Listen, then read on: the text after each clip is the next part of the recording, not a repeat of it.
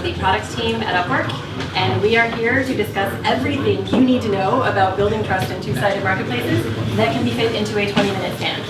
So with that, let's go ahead and get started. Oh, interesting boxes. Fancy new purple boxes. Okay, so you get the idea. To start, I wanted to provide a little background on where I work to give a sense of my perspective from trust building and where it's coming from.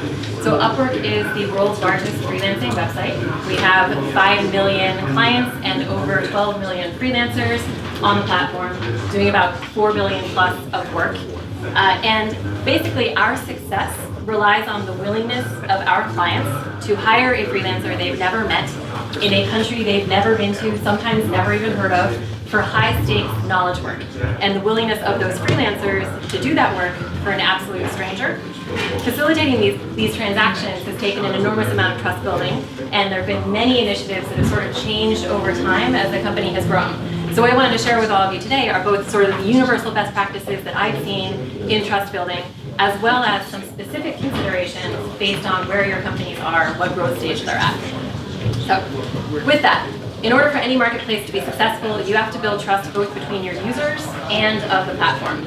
These questions, which I lovingly borrowed from ShareTribe to be fully transparent, do a great job of sort of summarizing the types of concerns that you need to be considering when you're thinking about what your trust building practices are going to be. So running through these really quickly.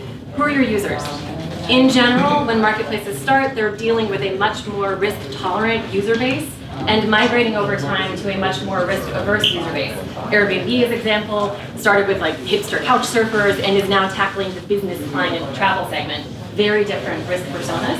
Upwork, when we started, we're dealing with scrappy startups and solopreneurs, and we're now tackling Fortune 500 companies. You can imagine that the trust building and the protection expectations of those users is wildly different. So you want to be considering who your users are today and where you expect to go as you expand. What's the worst case scenario for a sale gone wrong? So what kind of a marketplace are you? Is the worst case scenario that your children get kidnapped? Or is the worst case scenario that your Warriors jersey arrives a couple days late? Those are going to require a very different level of trust building practices, and you need to take that into account. How much money is at stake and at what point? So this starts to get into your monetization strategy and how you can structure that strategy to incorporate trust. For example, if you're charging listing fees or subscriptions, you're going to need to build up more trust up front than if you're charging commission or transaction fees. And it's just something to consider when you're thinking about what your monetization strategy is going to be. And lastly, how big is your marketplace? So all of these other factors held static, you can expect that as you grow, you're going to attract more bad actors. It's just something that naturally happens. And as you expand, you're going to move from just curating your marketplace to active fraud prevention. And you want to have those things in place before you need them. So it's something to think about now. So with all these questions in mind, you can start to consider what trust building practices are going to be the most effective for you. One of the earliest things that any marketplace can do is set their users up for success. So in my experience, I think in general, newbies on most marketplaces, especially the seller side, have no idea what it takes to be successful on that marketplace. And if no one is intervening, that's going to create a lot of a lousy browsing experience for your buyers and also a lot of churn on both sides, sellers and buyers. So what you want to do is intervene as early and as aggressively as you need to make sure that any non-obvious traits for success are made transparent to both the buyers and the sellers. I have some examples of this coming up. Also, as you expand, a much more scalable solution becomes showing off your power sellers on both the buyer side and the seller side. Who are the people, the individuals that have been really successful on your platform, so that every new user as they join can find someone that looks precisely just like them and has become wildly successful. Much more trustworthy because it's a real example, it's not something that you're spoon-feeding your user, and much more scalable because they're actual examples of people that look like the new guys that are coming in. So I have a couple of examples here. This is Urban Sitter's profile creation process. What I love about this is that in addition to all the things that you would think of when you're creating your profile, it has this little strongly recommended to add a direct deposit to get paid. If I'm a babysitter signing up on the platform, that's not something that's readily obvious to me that it's a factor for success. But what I don't see is that behind the scenes, me adding my direct deposit information allows Urban Sitter to have a much more fleshed out risk profile for me and much more confidence in recommending me to a potential seller. So non-obvious profile trait helps set me up for success. Upwork had a fascinating scenario where most of the freelancers for a time that were joining our platform had never freelanced on the platform before and had never freelanced at all. So we had to educate these people on both how to be successful on the platform and how to freelance, just how to satisfy their clients, what to expect, how to communicate. So we've created ebooks and entire sites dedicated to how do you do what you do successfully, whether you're doing it on Upwork or not. I think Airbnb is another good example of this. The average Airbnb host has never run a hotel. They have no idea what it takes to be a successful host. So you need to go beyond what you're expecting from them on the platform, really dig in and try to understand what they need to know and how they need to be educated. One other key trait here is that this doesn't stop at profile creation. A lot of marketplaces spend an enormous amount of time trying to get the profiles to be the best they can be, trying to get the job posts to be the best that they can be. But your users aren't going to stop there. You need to be providing ongoing assistance to them so that they can benchmark against their peers and be constantly educating themselves and learning from the feedback and the interactions that they've gotten on the platform. So this page is one example of how Upwork does this today. This is the My Stats page. It's something that every freelancer gets. The purpose of the page is to outline the traits that we know drive success in freelancing that might not be obvious to a freelancer, and to help those freelancers benchmark their progress against their peers, not against a power seller, but against someone in their cohort, someone that joined at roughly the same time, sent roughly the same number of applications. We want people to succeed or fail quickly, and this is a way of getting them to gauge how they're doing on the platform and either evaluate and sort of take the actions necessary to be successful, or leave and find something else so that we can have a more engaged freelance pool. So ongoing monitoring. Speaking of peers, one of the most effective, sort of eerily effective ways to build trust in a marketplace is by creating social proof. Proof of basic liquidity, I think, is where every marketplace starts. Beyond that, it's any combination of these things, and which ones you choose depends on how you answered those 4 questions earlier. So I have some examples: business personalization and user personalization, scarcity and network connections. You see these in different combinations across all marketplaces. Business personalization is one thing that Upwork is just starting to get into now as our user base has morphed. So as I mentioned earlier, our first users were mom and pops, individuals, entrepreneurs, solopreneurs. It wasn't really about the company then. It was about who is this user and what do they need, a specific user. Now we're dealing with medium-sized businesses, enterprises. The business context of that user who's on your site is becoming more important. So now we're trying to connect businesses to businesses to sort of make more transparent how your competitors are using our product, to create a sense of urgency and also give you an idea of what you could be doing on the platform. That social proof is great for getting people over the hurdle of trying freelancing for the first time. Communicating scarcity is probably the most common social proof that we see. Here's an Airbnb example of a rare find. Booking.com, I think, exists only because they do such a good job of creating liquidity and scarcity signs. So I can see that this is a bestseller, and oh my God, there have been 133 people that have booked this property. Clearly it's safe for me to be 134, so I can just go ahead and put in my credit card. And then Urban Sitter, another great example. So this is a site, they're one of my favorites, where just the basic feedback from any generic user is not going to be enough for me to invite a stranger into my home to watch my children. So the level of social distance between the feedback person and me needs to be incredibly short, and that's exactly what they've done here. So this is a social network-based connection where I can see my friend had a successful engagement with this sitter, and therefore it's safe for me to try. Feedback. So the most common form of social proof is feedback. It's the most ubiquitous across all websites. It's also most heavily gamed. So to provide an example, I'm going to give you a scenario that Upwork clients frequently find themselves in. After this talk, you are all going to be asked to create anonymous feedback of me. And before you do that, I just wanted you all to know how incredibly important that feedback is to me. So if I don't get perfect scores, I am not going to be invited to talk at any other conferences, and that has a big impact on my personal income. Also, I don't think I got a chance to mention this, but I have 2 beautiful children, and I just created a college fund for them. That income is going to get funneled straight into that college fund so that they can have a better life. So go ahead and complete the feedback. It's anonymous. I will not know it's from you. But if while you're doing that, you could just think about my 2 beautiful babies, I would really appreciate it. So, not surprisingly, the public feedback distribution of the average marketplace is pretty heavily skewed, right? The difference between a 4.8 and a 5.0 on this scale is massive. but that's not apparent to the average client that's coming to the site. So what can you do about it? Honest feedback becomes something that's incredibly important, both for your users and for you to use internally. Table stakes for any marketplace is to ensure that your feedback is double blind, which means you're not releasing it to both parties until you've collected it from both parties simultaneously, and verifiable, tied to transactions.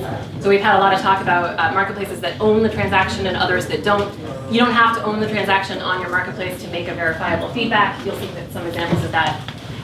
One thing that Upwork has found very successful is the use of both public and private feedback, where the private feedback is used in aggregate or internally behind the scenes for a couple of different purposes, while the public feedback is displayed transparently on the site for all users in work history. One word of caution though, just because something is private does not mean that it's accurate. It's slightly more accurate, but as word gets out how those things are being used, or in scenarios like the one I shared with you, that private feedback is also going to be a little bit skewed. So the best thing that you can do is multi-source, and this is something that you also see very commonly across many marketplaces. This is using every signal that you can find about how that transaction actually conspired, like whether it was successful or not, whether that seller and that buyer had a successful engagement.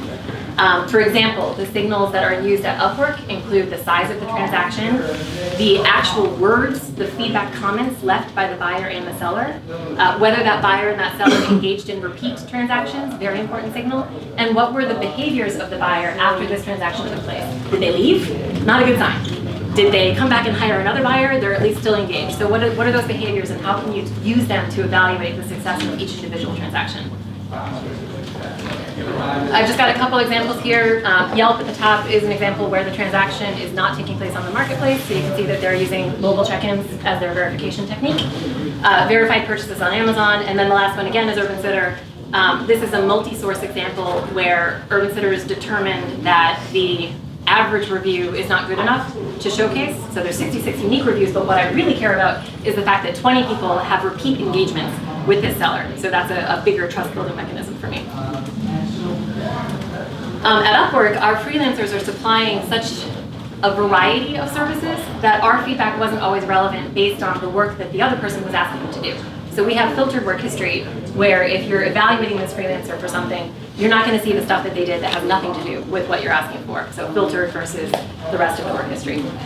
The reason we care so much about this honest feedback and the reason that we spend so much time on it is that if you have accurate feedback, you can use it for way more than just proof of liquidity. So every marketplace is using this both to educate and evaluate and sort of grow their base.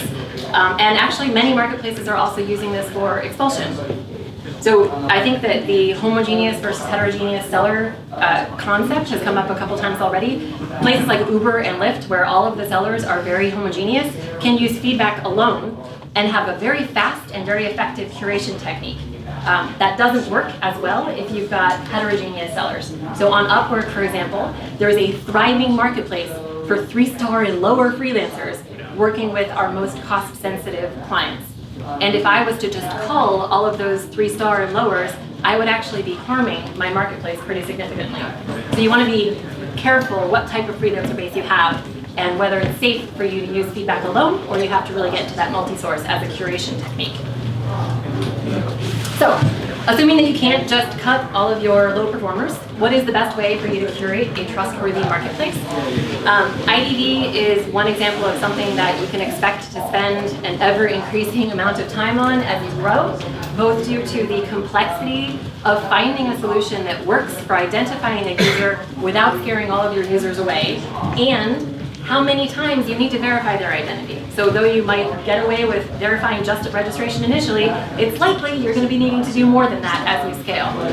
So Upwork, for example, again, when we started way back, it was pretty much a basic username and password sort of scenario. We moved on to 2-factor authentication, we've moved on to background checks in certain scenarios, and we've moved from verifying everything only at registration to ongoing monitoring for hostile account takeovers, to ongoing monitoring for friendly account takeovers, and now we're trying to figure out the identity of the person every single time they withdraw funds so that we can be extra super sure that nothing has gone fishy as fraudsters have become more and more good at sneaking into the marketplace and looking like everybody else.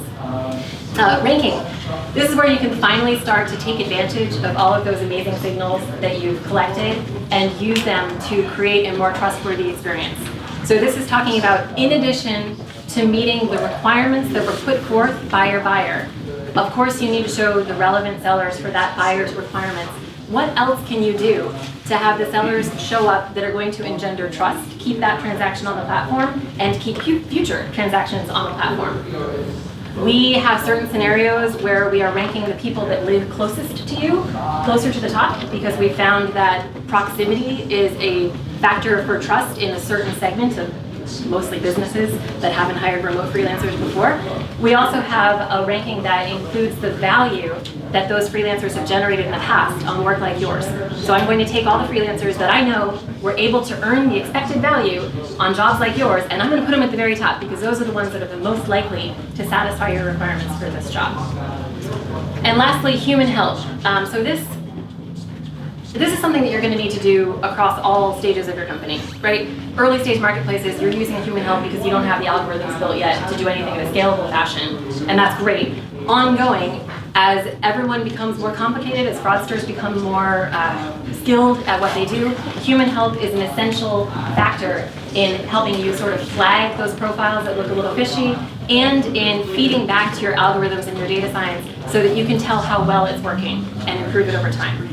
So the one most common example is profile flagging. So empowering your community to always be monitoring for all of the stuff that's out there that might be objectionable.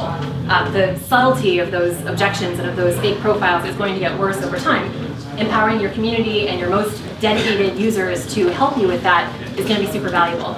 Upwork also has a process where we have humans intervene to tell us how we're doing with ranking of sellers and buyers. So those humans will go in, evaluate the freelancers that were recommended by our internal processes, and tell us where we got it wrong. And that then feeds back into the link so that we can do it better in a more automated fashion in the future. Lastly, so everything we've talked about so far are the best practices for building trust before the match. So these are all the things that you need to do in order to even connect a buyer and a seller. I wanted to end with a couple of ongoing techniques for protecting your users after you've connected your buyer and your seller. Starting with progressive disclosure. So this is the practice of releasing just the identifiable tidbits of information that you need at each point that you need them.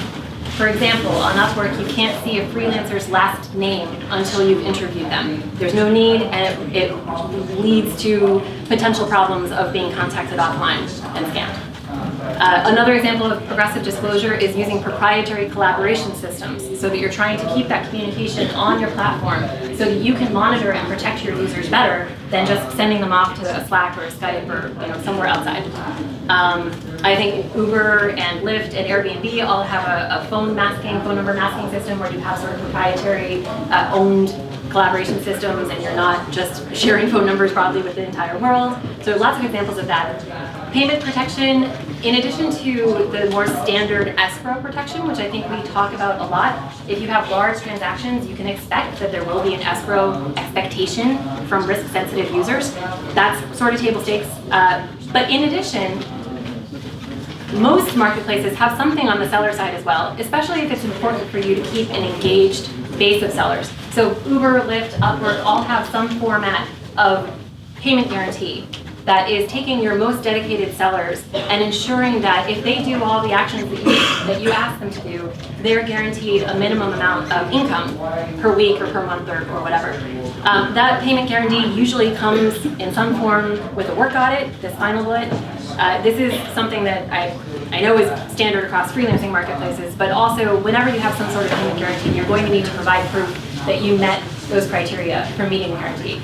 On Upwork, that work audit takes the form of the work diary, which is randomized screenshots of the freelancer's desktop, taking place about every 10 minutes, along with an activity log. This provides the guarantee to the freelancer that they will be paid for that, even if we are not able to collect the money from the client, and the trust of the client that the stuff that they're being invoiced is for work that actually happened on their project. In addition to protecting each individual client, that level of detail also helps us protect the client as a whole from double billing or excessive hours, because we can see what that freelancer is doing across all clients. So trust building for everyone and for the one individual relationship. And that's it. I think I talked much faster. Oh, there we go. Okay. So I among these exploits, you guys have been able to glean some useful tidbits for your own marketplaces. We got 5 minutes. If anybody wants to dig into any of these, I'm happy to answer questions.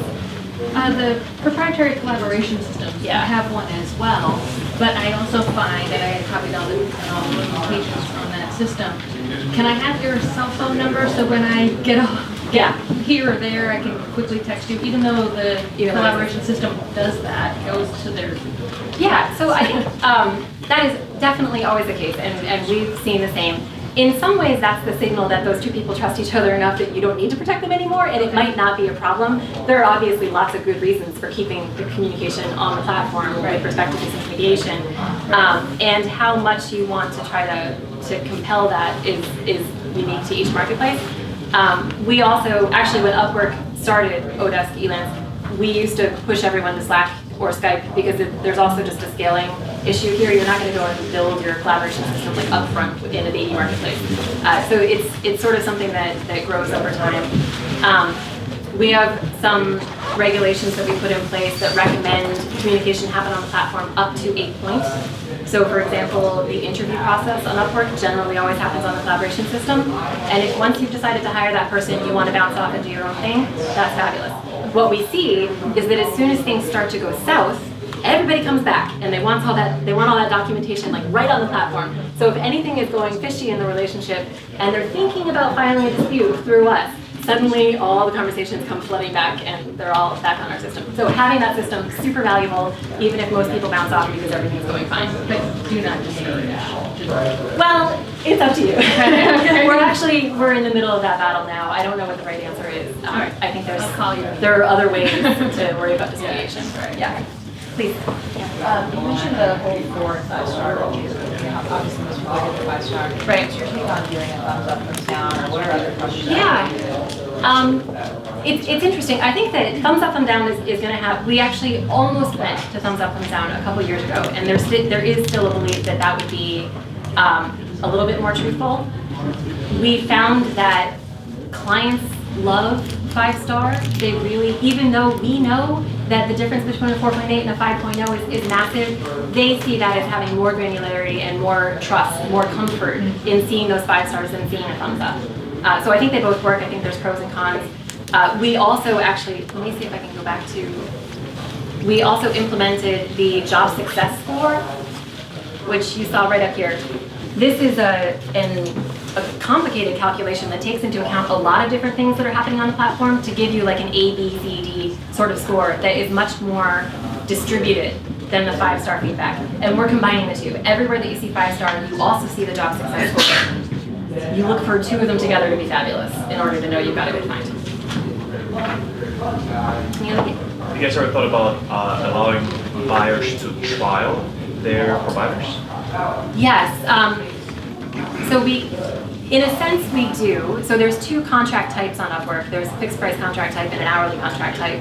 And even within the hourly type, there are ways to limit the number of hours that the freelancer is allowed to charge so that it's not just like literally an open wallet.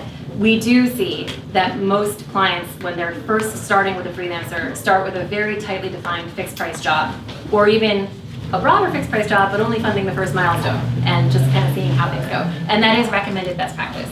So yes, we haven't formalized test jobs, although it is something we've talked about because that functionality is kind of already there and mostly in use.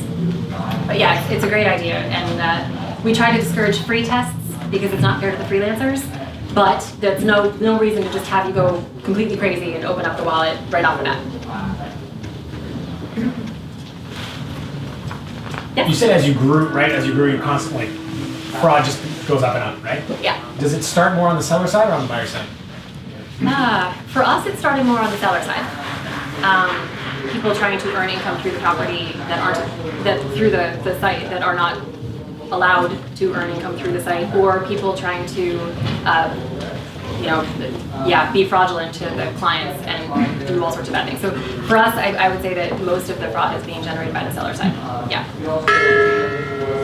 And with that.